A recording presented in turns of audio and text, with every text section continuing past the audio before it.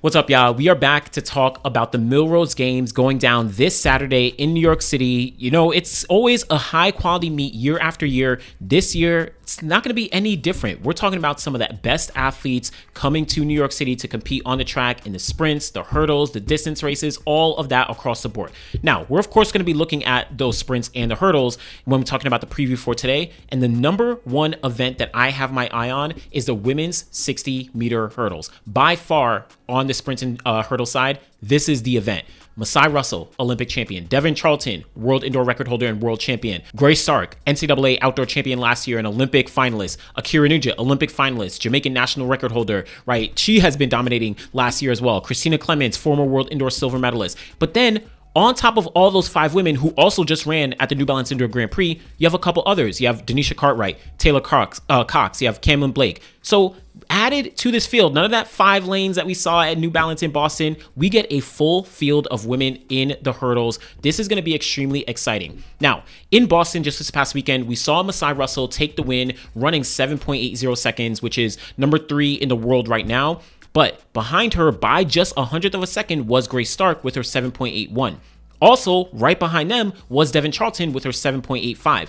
Now, we did see Ackera Nugent. She was kind of, trailing just a slightly behind with 7.92 in Boston. Didn't have the best race, but I do think that this is going to be a lot more competitive for someone like Ackera Nugent, who wants to make sure that that performance she had in Boston doesn't happen again. Or for someone like Masai Russell, who's looking to really push the pace and show, yo, I'm not a fluke Olympic champion, right? I want to make sure that I'm dominating these races. I'm controlling these races. I'm winning these races against all the top women. Or someone like Devynne Charlton, who is a world record holder indoors, the defending world indoor champion. She wants to go to world indoors and probably defend her title and not lose to some of these women just because, they're a little bit faster in the 100-meter hurdles outdoors. Nah, Devynne Charlton wants to maintain her title. And then Grace Stark, again, she has been one of the more dominant forces when talking about the NCAA. Went pro last year, makes the Olympic team, makes the Olympic final. Grace Stark is not to be played with. So this is a very stacked field, but the performances that we saw between 7.8 and 7.9, right, that doesn't tell the full story. Let's take a look at some of what they've done all time historically. Like I said, Devynne Charlton, 7.65 seconds, that world record, which he set, at the World Indoor Championships last year. You also have, Ackera Nugent, 7.72. So she is very much one of the all-time best. Don't let what she did in Boston fool you in terms of what her capabilities are. 7.72, very, very strong. You have Christina Manning, like I said, Christina Clemens now, of course, right? 2018 World Indoor Silver Medalist. She's run 7.73. This was all the way back in 2018. So, she's not in that same form, but don't forget, she actually made the World Indoor Championships last year, qualifying for the United States. So who knows? She could definitely pop things up and really get back into the mix whenever she may like, right? Then you're talking about some other women between a Masai Russell, who's run 7.75. Yes, number 16 all time, but guess what? She is very much in the conversation because she's an Olympic champion, because she's able to run 7.8s and 7.7s relatively consistently over the past couple years. Don't sleep on Masai Russell. And then, of course, you do have Grace Stark with her 7.78. So we're talking about quality across the board. Quality across the board. And guess what? Denisha Cartwright, she is in this field having run 7.78 seconds. And this was actually this year, right? This was this year. And she actually leads the world in 2025 with her 7.78, right? Masai Russell is just behind with 7.80, and then Grace Stark, Devynne Charlton, et cetera, et cetera. This is a field that you do not want to miss. And I am excited to see how these women actually put things on the track. Remember last year, Devynne Charlton, low-key, she finished, I think, third or fourth place at the New Balance Indoor Grand Prix in 2024. The following weekend, she went to New York City, went to Millrose, and ran the world record. She ran the world record at Millrose, and then, of course, she improved it later on. So don't sleep on this women's 60-meter hurdles field. They are very competitive. They're going to be pushing the pace, and I think that we're going to see something very special in this race. Now, this, again, probably is my top event of the weekend when talking about the sprints and the hurdles. We do have the men's hurdles going down as well. Not as, stacked as a field that we saw last weekend. You do have Cordell Tinch. You have Freddie Crittenden, right? Dylan Beard, he won Millrose last year. Eric Edwards. Then a couple other guys definitely in the mix. Cameron Murray, shout out to Greg Foster. Of course, not the legendary Greg Foster, but, shout out to Greg Foster from Princeton. So looking to see what people are able to do when we talk about the men's 60-meter hurdles. But on the sprint side, men's 60-meter dash. This is probably the next race that I'm definitely looking forward to when talking about the Millrose Games. Trayvon Bromell. He's running it back, going up against Marcell Jacobs. We don't have the rounds anymore. This is straight final. 8 guys in this final. head to head on the line. This is going to be very exciting. Now, we don't have Noah Lyles in here. We don't have Christian Coleman. We don't have, some of the other guys that you might expect to see running indoors. Now, Trayvon Bromell, already this year, he's opened up his season running 6.62 seconds down at Texas Tech, which was, I think, one of his first races coming back from injury since not only just 2024, back in 2023, he got injured and had to sit out due to surgery and everything. But followed that up at the New Balance Indoor Grand Prix, running 6.64 and then 6.63. Now, I think I might have been a little too harsh on Trayvon. I was like, this performance wasn't that great. Will he be able to pick himself back up? I actually think that him running 6.6 very consistently 3 consecutive times after dealing with injury, after, changing coaches, returning to his coach down in Baylor, I think this is a very, very good trend that Trayvon is on right now, especially at the top of 2025, knowing that it's a very long season. He's already committed to running the World Indoor Championships if he's able to make it there, but I think he's really on a very positive path right now. Now, does that mean that he's going to run 6.5 at the Millrose Games here? I don't know.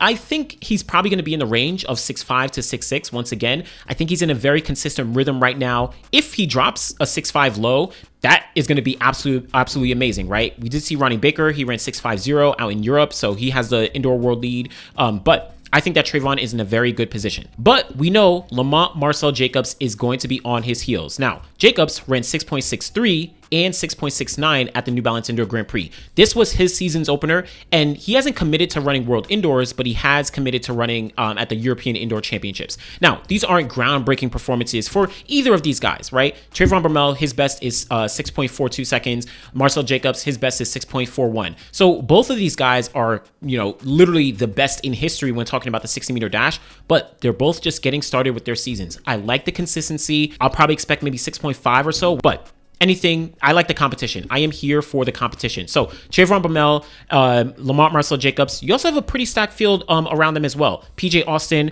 doubling back from the New Balance Indoor Grand Prix as well. Miles Lewis, he also ran there. We also saw JT Smith. He was down in Boston as well. But then you have a couple other guys, right? Benjamin Azamati, shout out to him representing Ghana. He has been a mainstay over the past couple years. Not a finalist in terms of the 100-meter dash, not one of the top athletes, but he is very, very consistent. So shout out to this field. Marcellus Moore, Nigel Green. This is going to be a very competitive men's 60-meter dash. Then we got the women's 60-meter dash as well. A lot of names, again, coming back from Boston, but we also have some additions here as well.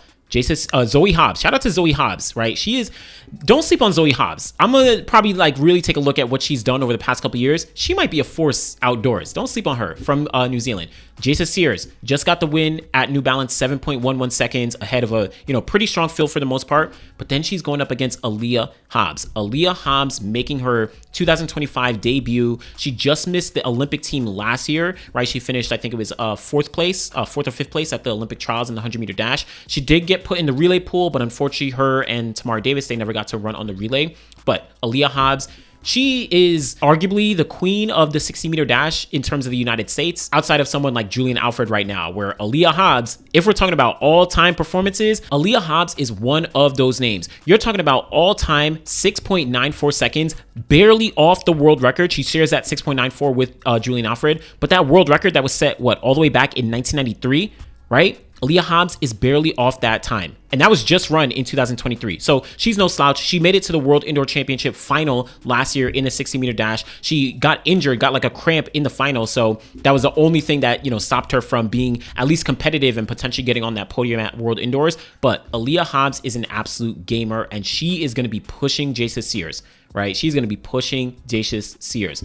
But you also have Audrey Leduc. You have Celera Barnes, right, coming off New Balance as well. Makai Briscoe from New Balance. Destiny Smith Barnett, right, representing Liberia. She came second place, I think, to Jasis at New Balance Indoor Grand Prix. And then Jodianne Williams. Jodianne Williams just actually beat out Sharika Jackson at the down in Jamaica a couple weeks ago, right, in the 60-meter dash. So nice to see her on the start list here. This is a very, very competitive women's 60-meter dash that I'm excited to see, specifically Jason Sears versus Aaliyah Hobbs. This is going to be a great matchup that everyone is going to have their eyes on. Now, outside of that, two other races that I'm looking forward to. Women's 400. Alexis Holmes, she's kind of headlining this field. You do have Leah Anderson, right, and a couple other women who are in the mix here, but Alexis Holmes, she's a world indoor bronze medalist in the 400 from 2024. She, of course, made the Olympic final, got 7th place in that legendary Olympic 400-meter final, the fastest 400-meter race for women in history. So shout out to Alexis Holmes. But on the men's side, the other race that I'm looking forward to is that men's 600 meters.